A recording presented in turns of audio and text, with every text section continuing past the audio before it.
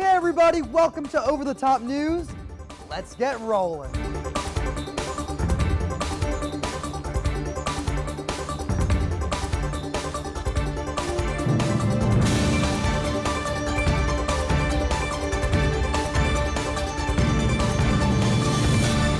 Last week, the Florida primary election set the stage for an interesting gubernatorial race. Republican candidate Ron DeSantis, aka Trump fanboy, released this campaign commercial.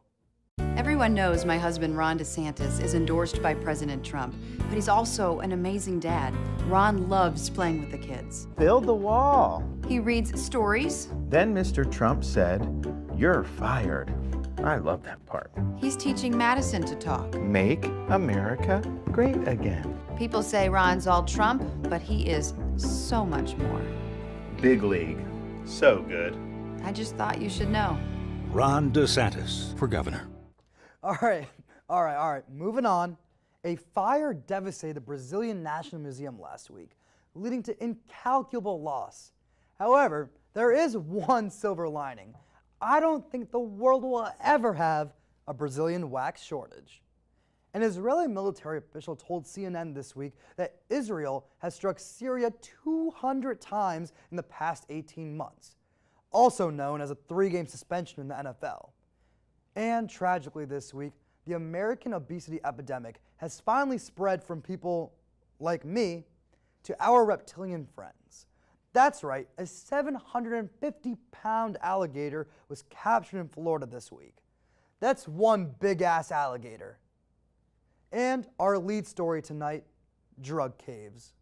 Authorities made a surprising discovery while searching a former fast food restaurant in Arizona. They found a drug tunnel to Mexico. The investigation started last week when agents busted a man with a stash of narcotics in his car, and then they found out the guy owned a property of a closed-down KFC.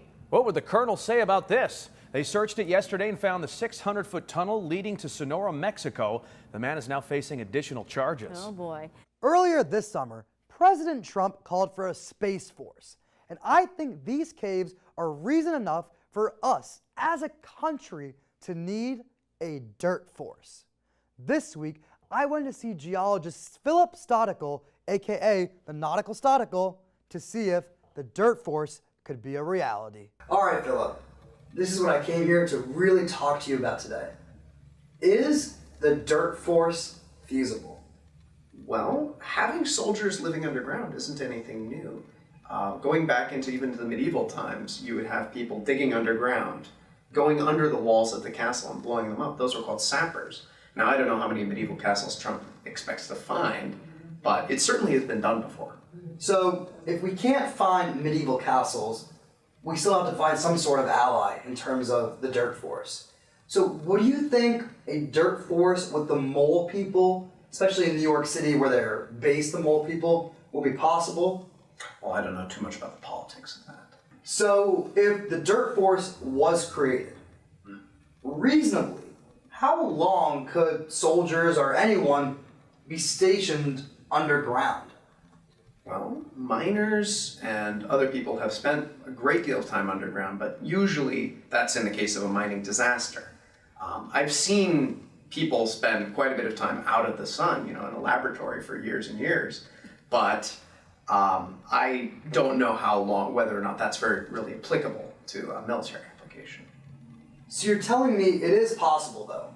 Of course. We could spend days and days and even years underground? People have done this.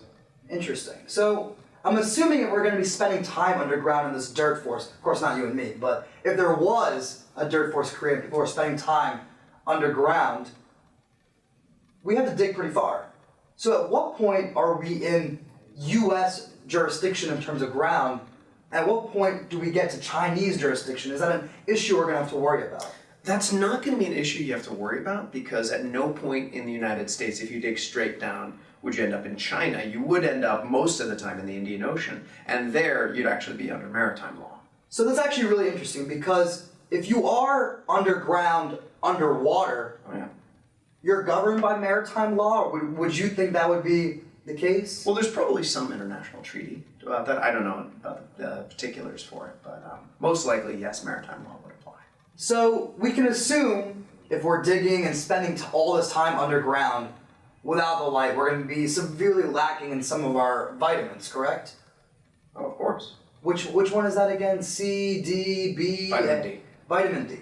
So if we're lacking vitamin D and we're getting paler and paler, of course, would it be reasonable for the military to have to offer their soldiers some sort of spray-on tan? I don't think that would help with vitamin D, but I think if you're trying to camouflage yourself with the dirt, having a slightly darker complexion would really help. All right, well, thank you, Philip, and I'm really excited. Maybe with your expertise here, they will actually be able to launch the Dirt Force. Would you have any further recommendations for the military? I don't think so. I think they know what they're doing. So I guess the Dirt Force could be real. You can watch my full interview with Philip at the Over the Top News YouTube page. And now for our final story. Merriam-Webster Dictionary added 840 new words this week, including zoodles, adorbs, and hangry. I'm still waiting for them to add our president's favorite word, covfefe. Thank you for watching Over the Top News. See you next time.